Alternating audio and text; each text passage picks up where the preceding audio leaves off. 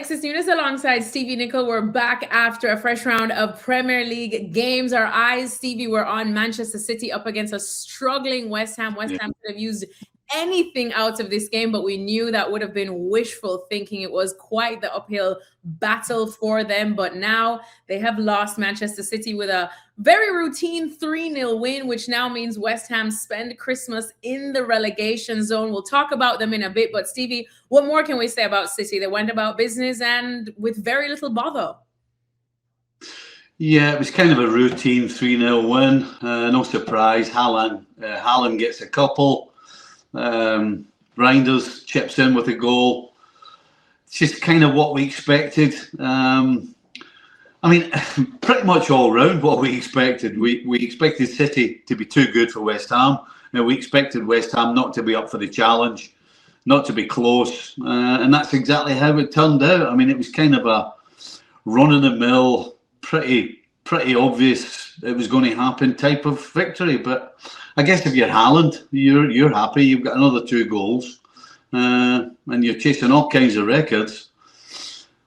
So yeah, good day for him, good day for City, and just another normal performance from West Ham.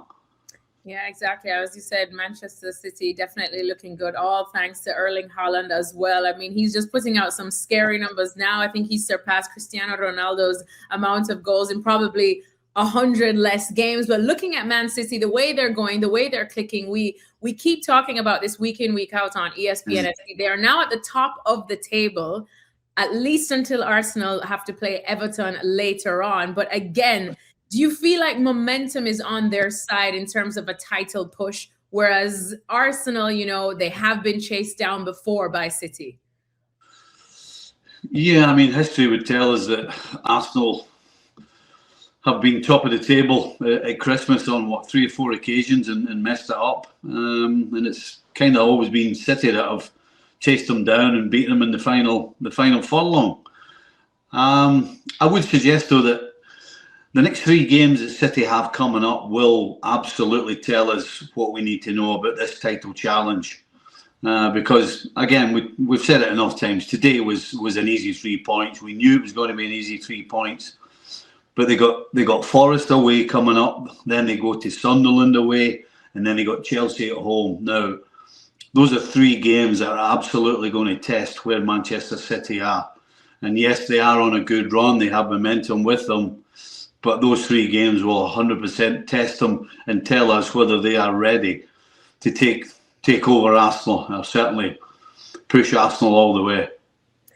And now, of course, this is where we have to spare a thought for West Ham. Like I said, they're going to spend Christmas in the relegation zone. They still do have a couple of points ahead of the likes of Burnley as well as Wolves, who I think we all know how that story is probably going to end. But West Ham now, what can change for them? We've seen managerial changes. We've seen players come in and out, but it just seems like we're flirting with that danger a little too closely now.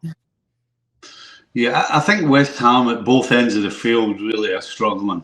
You know, if you take Jared Bowen away, I mean, really, where are the goals coming from? And then defensively, you just know. I mean, Haaland's second goal is a classic example of a back line that's in complete turmoil, doesn't know what the other one's doing. I mean, two West Ham defenders getting each other's way and then basically pass the ball to Haaland, who sticks it home. So I would suggest that if West Ham want to stay in the Premier League, in this coming January window, they're going to have to get something defensively and something going forward. Because on both ends of the fields, as I've already said, they just lack quality. You know, other than Bowen, it's hard to come up with anything else. They just don't have anything. If you take Bowen away, they got nothing. Absolutely nothing. And defensively, you can't rely on them at all. So, if West Ham want to stay in the Premier League, 100% in January, they have to make some signings. Yes, indeed. Well, speaking of signings, just moving away from Manchester City and West Ham, Bournemouth were also in action. They drew 1-1 with Burnley, but Bournemouth's goal scorer, Antoine Semenyo, he's been in the headlines this week, linking him to other bigger clubs, we could say, with all due respect to Bournemouth as well, in terms of the Manchester clubs, both Manchester United and Manchester City. Now, you'd wonder why Manchester City would need him right now at the rate that they're going, but Manchester City are known for building some deep squads. But for Manchester United, where do you think would be a better fit? And did he just show his class again today with this goal? Well, we know Semenyo's class. We know he scores goals. We know he takes defenders on. We know how good he is.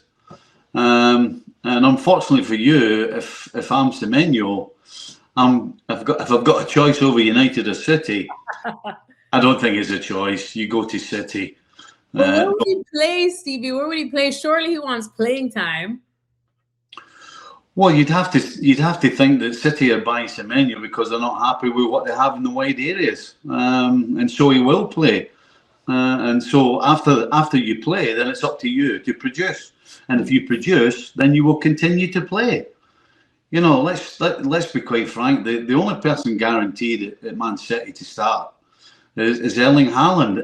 Every other position is there to be fought for, and so Semenyo being a new signing, if he did go to City, would get the opportunity, and from there it's up to him. So yeah, unfortunately for you, if it's a choice, the answer's City. But I think Semenyo's good enough that he goes there and he starts. And as I said, after that, it's up to the player himself. Of the player himself, indeed, and it's going to be an interesting January transfer window. Right, that's it for us, because a couple of other big games are coming up. Like I said, Arsenal playing later on, but right now, Stevie's Liverpool. Let's see if they're going to do him a massive favor and make his Saturday as they go up against Spurs. An interesting one awaits, and we'll be right back here to talk about that game on ESPN FC Live. So join us then.